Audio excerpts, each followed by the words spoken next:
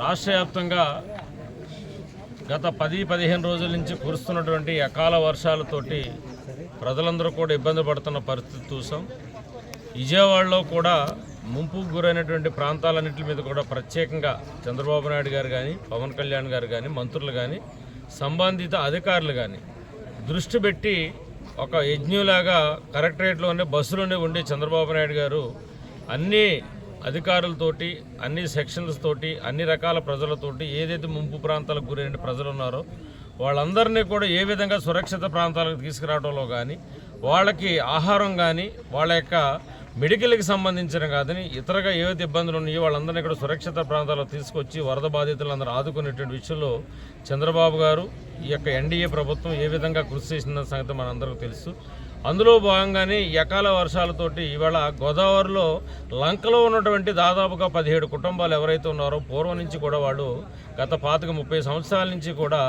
వేటనే నమ్ముకుని వివిధ ప్రాంతాల నుంచి వచ్చి వాళ్ళు అక్కడ లంకలో జీవిస్తూ వేటనే నమ్ముకుని బ్రతుకుతున్నటువంటి వాళ్ళు ఈ మధ్యకాలంలో ఈ యొక్క 4-5 రోజుల్లో వచ్చినటువంటి తుఫాను ఏదైతే ఉందో ఆ తుఫాన్లతోటి గోదావరి బాగా పెరగడంతో వీళ్ళందరినీ కూడా మద్దూరు ఉన్నటువంటి హై స్కూల్కి తరలించి వీళ్ళకి భోజన వసతులు కానీ అన్ని వసతులు కూడా ఇక్కడ ఏర్పాటు చేసి చేయడం జరిగింది. దాంతో వీళ్ళందరినీ కూడా ఆదుకోవాలని చెప్పిన ఆలోచనతో ఇవాళ చంద్రబాబు నాయుడు గారు, పవన్ కళ్యాణ్ గారు, ఎన్డీఏ కూటమికి ఉన్నటువంటి అందరూ కూడా కలిసి వాళ్ళ వరదల బాధితులు ఉన్న ప్రజలందరినీ కూడా ఆదుకోవాలని లక్ష్యంతో ఈరోజు లంకలో ఉన్నటువంటి ప్రజలందరికీ కూడా 17 కుటుంబాలకి కూడా 3,000 రూపాయలు క్యాష్, 25 కేజీలు బియ్యం, కేజీ మంచినూనె, కేజీ కందిపప్పు, కేజీ ఉల్లిపాయలు, కేజీ బంగాళాదుంపలు ఇచ్చి వీళ్ళందరినీ కూడా ఆదుకునేటువంటి విషయంగా ఇవాళ ఇవ్వటం కూడా జరిగింది. ఎందుచేతనంటే వీళ్ళు వేటనే నమ్ముకొని గోదావరిలో ఉన్నారు కాబట్టి 4-5 రోజులు కుటుంబాలు అక్కడ ఉన్నటువంటి అన్నీ కూడా ఇడిసిపెట్టి వచ్చి ఒక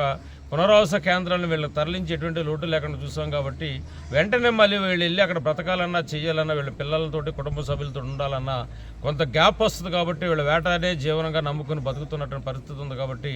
వాళ్ళకి పునరావాస కేంద్రాలు తీసుకురావడమే కాకుండా కొంత సహకారం అందించినట్టయితే కనుక తిరిగి మళ్ళీ వాళ్ళ జీవన వృత్తిలోకి వెళ్ళి వాళ్ళ బ్రతుకుల బట్టికే విధంగా ఇబ్బంది లేకుండా ఉండడం కోసం ఇలా అన్ని వర్గాల ప్రజలను కూడా ఏ విధంగా ఆదుకుని ముందుకెళ్తున్నటువంటిది ఎన్డీఏ కూటమి ఏదైతే ఉందో అందులో భాగంగా మనకే ఇక్కడ కొవ్వూరు మండలంలో ఉన్నటువంటి ఇక్కడ మద్దూరులో కూడా ఇవాళ తీసుకొచ్చి వాళ్ళందరినీ కూడా పునరావాస కేంద్రాల్లో పెట్టి అన్ని రకాల సౌకర్యాలు కల్పించి తిరిగి మళ్ళీ వీళ్ళకి ఈ యొక్క సరుకులన్నీ కూడా అందజేయడం జరుగుతుంది. ఖచ్చితంగా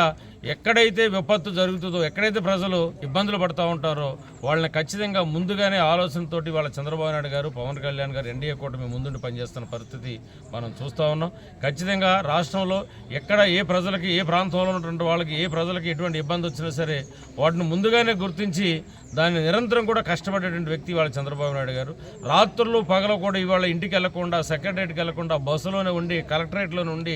ఎమ్మెల్యేలని, మంత్రుల్ని, అధికారులందరూ కూడా పరుగుపెట్టిస్తూ ఆయన కూడా పరుగుపెడుతూ మొత్తం